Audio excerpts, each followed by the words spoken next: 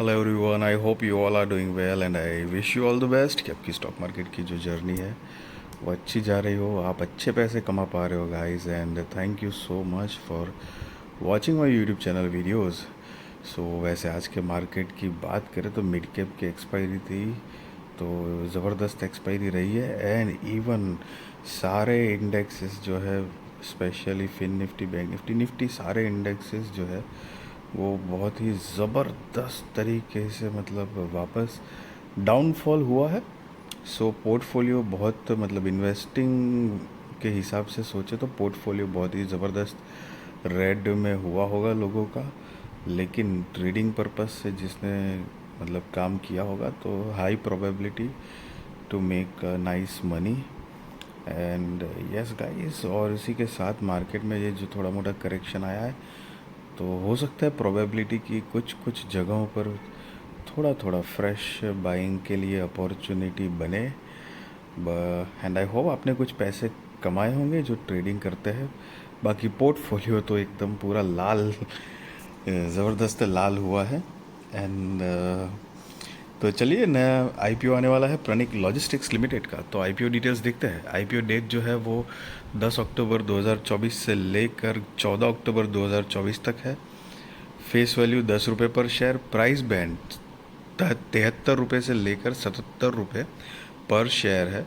Lot size 1600 shares का है। Total issue size 29,18,400 share है। करीब 22 करोड़ 47 लाख रुपए कंपनी कलेक्ट करने वाली है।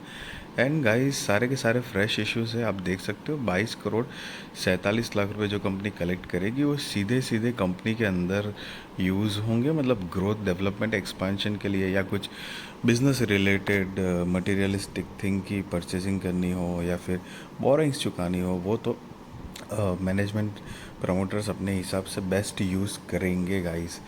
अब इसका बेसिस ऑफ अलॉटमेंट 15 अक्टूबर 2024 को है। इनिशिएशन ऑफ रिफंड्स 16 अक्टूबर 2024 है। Credit of shares to demat वो भी 16 अक्टूबर 2024 है। लिस्टिंग डेट 17 अक्टूबर 2024 है। Cut off time for UPI mandate confirmation शाम को 5 बजे 14 अक्टूबर 2024 है। Issue type book built issue IPO. Listing जो है वो एनएसई एसएमई पे गाइस होने वाली है। सो ये एक स्मॉल एंड मीडियम एंटरप्राइजेस का आईपीओ है गाइस, मेन बोर्ड आईपीओ नहीं है। And share holding pre issue 80,91,750। Share holding post issue 1,10,10,150 है गाइस। सो बेसिकली आप शेयर होल्डिंग पोस्ट इशू का ये जो फिगर है उसमें से शेयर होल्डिंग प्री इशू का फिगर अगर माइनस करोगे तो आपको फ्रेश इश्यूज़ के नंबर ऑफ शेयर्स मिलते हैं। And market maker portion 1,61,600 shares है। प्रभात फाइनेंशियल सर्विसेज के बिहाफ पे अलग से रखे गए हैं गाइस। अब यहाँ पर रिटेल कैटेगरी में मिनिमम हो या मैक्सिमम एक ही लॉट के लिए अप्लाई करना है। 1600 शेयर्स आएंगे, 1,23,200 रुपये गाइस आपको देने होंगे। एंड एचएनआई में मिनिमम 2 लॉट के लिए अप्लाई करना है। 3200 शेयर्स आएंगे, 2,46,400 रुपये गाइस आपको देने होंगे। एंड गाइस, आपको बताना चाहूँगा, जैसे कि बहुत बार बता चुका हूँ कि एसएमई आईपीओ है तो इसमें सिर्फ लॉट्स में डील होती है। सिंगल सिंगल शेयर्स आप खरीद या बेच नहीं पाओगे। एंड दूसरा कि लिस्टिंग के बाद ये लॉट साइज़ जो है वो चेंज होने के चांसेस होते हैं। तीसरा कि 1.5 लाख तक की अमाउंट लगती है, तो कि एक बड़ी अमाउंट है, उस चीज़ का थोड़ा ध्यान रहे, क्योंकि साथ में एसएमई कंपनीज रिस्की भी होती है, जो आपने कई बार सुना होगा। मतलब अगर आईपीओ या फिर कंपनी चल गई तो बहुत बढ़िया पैसा बना के भी दे सकते हैं, लेकिन अगर नहीं चल पाई तो फिर पैसे वॉश्ड आउट भी उसी हिसाब से होते हैं। सो गाइज, अगर रिजर्वेशन देखें तो QIB shares offered not more than 50% of the net offer. Retail shares offered not less than 35% of the net offer. NII HNI shares offered not less than 15% of the net offer है। Guys, यहाँ पर anchor investors भी involve है। उससे पहले लेकिन promoters देख लेते हैं। Mister Pranav Kumar Sonthalia, miss Shraddha Kumari and MS Minal Sonthalia are the promoters of the company है, जिनकी शेयर होल्डिंग प्री इशू 99.99% है। शेयर होल्डिंग पोस्ट इशू 73.49% है गाइस। सो यहाँ पर आफ्टर आईपीओ उनकी होल्डिंग 73.49% हो जाएगी। एंड गाइस अब प्रमोटर एंकर इन्वेस्टर्स की अगर डिटेल्स देखें तो उनकी बीड डेट जो है वो 9 अक्टूबर 2024 है। शेयर्स जो ऑफर करे गए हैं वो 8,20,800। एंकर पोर्शन इन साइज तो कि 6,32,00,000। Anchor lock in period end date for 50% shares 30 days. उसकी तारीख जो है वो 14 नवंबर 2024 है। Anchor lock in period end date for remaining shares 90 days. उसकी तारीख है 13 जनवरी 2025। सो बेसिकली गाइस ये जो आप 50% और रिमेनिंग शेयर्स की जो डेट देख रहे हो तो उनकी कंपनीज के साथ मतलब ये जो एंकर इन्वेस्टर्स की कई डील्स होती है, उसमें से एक डील समझ लो कि जो भी उनका कोटा है उनके हिसाब से उन्होंने माल ले लिया तो लिस्टिंग के 30 दिन तक वो कोई भी शेयर एक भी लॉट कुछ बेच नहीं सकते। 30 दिन के बाद बेचना चाहे तो 50% का हिस्सा बेच सकते हैं। एंड बचा हुआ 50% का जो हिस्सा है वो 90 दिन के बाद ही बेच सकते हैं। तो ये कुछ टर्म्स एंड कंडीशंस के हिसाब से अलग अलग उसकी डेट दी गई है। हालांकि एंकर इन्वेस्टर्स जो होते हैं वो पॉजिटिव एक आई मीन माहौल क्रिएट करते हैं, क्योंकि बड़ी अमाउंट रोकते हैं एक तरह से। काइंड ऑफ आई मीन एक होता है ना कि ट्रस्ट वैल्यू क्रिएट करते हैं कि हाँ ये कंपनी ज़्यादा अच्छी है करके। बट ज़रूरी नहीं है ये ऑलवेज, बिकॉज याद रखना मेरे ओपिनियन के हिसाब से मैं बताऊँ, मैं आपको मतलब मेरा एक पॉइंट ऑफ व्यू शेयर करूँ तो कि कभी भी आईपीओ या स्टॉक हो, बड़ा इन्वेस्टर है या बड़ी इंस्टीट्यूशंस है तो कभी भी वो एक सिंगल एजेंडा पॉइंट पे कभी भी इन्वेस्टमेंट नहीं करनी चाहिए, क्योंकि उनकी risk ability, money management, research team और रिस्क मैनेजमेंट, दूसरी बहुत सारी लॉस कितना लेके निकलेंगे, कितना प्रॉफिट बुक करके निकलेंगे, बहुत सारी चीज़ों में फ़र्क होता है गाइस हमसे। सो इस चीज़ का ध्यान रहे गाइस। हाँ यस डेफिनेटली एक पॉजिटिव बात है, ग्रे मार्केट प्रीमियम जो है वो बढ़ने के चांसेस थोड़े हायर जा सकते हैं ऐसे माहौल में। वो भी फिक्स नहीं है, क्योंकि आप देख सकते हो कि मार्केट लगातार गिर रहा है पिछले कुछ दिनों से और आज भी एक सॉलिड गिरा है।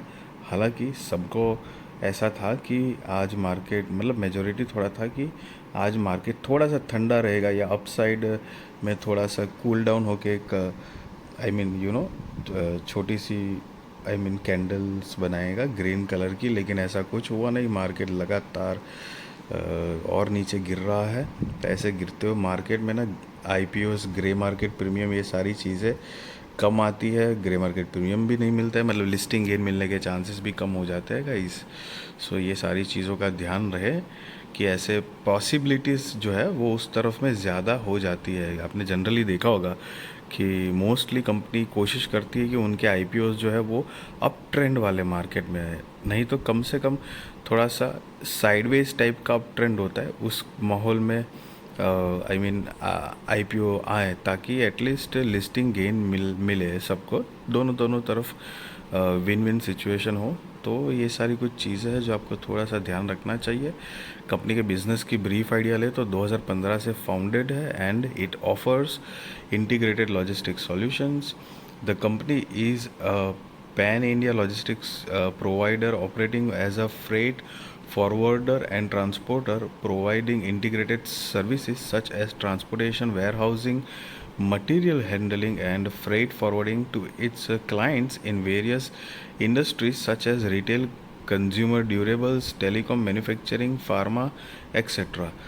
The company has its own fleet of 86 commercial vehicles which can also be leased if required.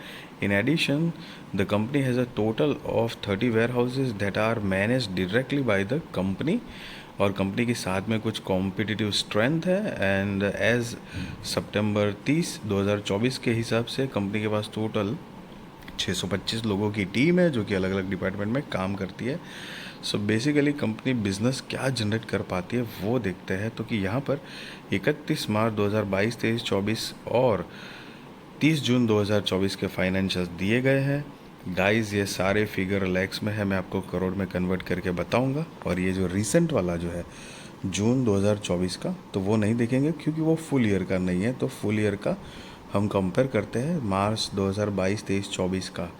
तो असेट जो है वो 31 मार्च 2024 के 31 मार्च 2022 में 14 करोड़ 4 लाख रुपए के आसपास थी, जो कि 31 मार्च 2024 में बढ़कर 35 करोड़ 68 लाख रुपए के आसपास हुई है। रेवेन्यू 33 करोड़ 60 लाख रुपए से बढ़कर 67 करोड़ 70 लाख रुपए के आसपास हुई है। प्रॉफिट आफ्टर टैक्स 31 लाख रुपए से बढ़कर 4 करोड़ 6 लाख रुपए के आसपास हुई है। नेटवर्थ 3 करोड़ 63 लाख रुपए से बढ़कर 11 करोड़ 43 लाख रुपए के आसपास हुई है। Reserves and surplus 1 crore 3 lakh रुपए से बढ़कर 6 करोड़ 3 लाख रुपए के आसपास हुई है। एंड टोटल बोरोइंग्स जो है वो 5 करोड़ 77 लाख रुपए से बढ़कर 17 करोड़ 83 लाख रुपए के आसपास हुई है गाइस। आप नीचे देख सकते हो अमाउंट इन लैक्स लिखा हुआ है। एंड गाइस यहाँ पर अगर फाइनेंशियल्स की बात करें तो देखो रेवेन्यू, प्रॉफिट, नेट प्रॉफिट मतलब net worth sorry, reserves and surplus सारी चीज़ें ग्रोइंग मोड में है, लेकिन साथ साथ में बोरोइंग्स भी उसी हिसाब से बढ़ रही है। मतलब थोड़ी सी भले ही बढ़ती लेकिन थोड़ी सी कम बढ़ती तो एक बारी थोड़ा सा और पोटेंशियल स्ट्रेंथ नज़र आती। बट एनीवेज आगे कंपनी क्या परफॉर्मेंस देती है उसके ऊपर भी बहुत सारी चीज़ें डिपेंड है। मोर ओवर ग्रोइंग मोड में है, that is a good part. अब देखते हैं क्योंकि कई सारी कंपनीज बोरोइंग्स तो लेती है मार्केट में बिजनेस रन करने के लिए, बट वो उसको कैसे यूटिलाइज़ करते हैं वो मेन है। कंपनी का मार्केट कैप 84 करोड़ रुपए के आसपास का है गाइस। सो इस बात का ध्यान रहे, जैसा कि मैंने आपको बताया था कि एसएमई कंपनी है। So ROE 8.70%, ROC 11.79, debt to equity 1.57, RONW 8.70, PBV 3.63, PAT margin 4.88, EPS pre-IPO 5.02, post-IPO 3.96, PEX pre-IPO 15.33 and post-IPO 19.46 है गाइस। एंड ये जो नोट है वो EPS pre-IPO and post-IPO calculate कैसे किया है वो बताया हुआ है गाइस। अब अगर कंपनी का ऑब्जेक्ट ऑफ इश्यू देखें मतलब IPO लाने के रीजंस, सो उसमें to meet the expenses for investment in technology, to meet out the capital expenditure requirement of the company, to meet out the working capital requirements of the company, to meet out the general corporate purposes and to meet out the issue expenses। तो ये majorly 5 reasons दिए गए यहाँ पे। So guys, just be responsible trader, be responsible investor, value your money guys, and I really wish you all the best। आपकी stock market की journey अच्छी जाए, आप अच्छे पैसे कमा पाओ।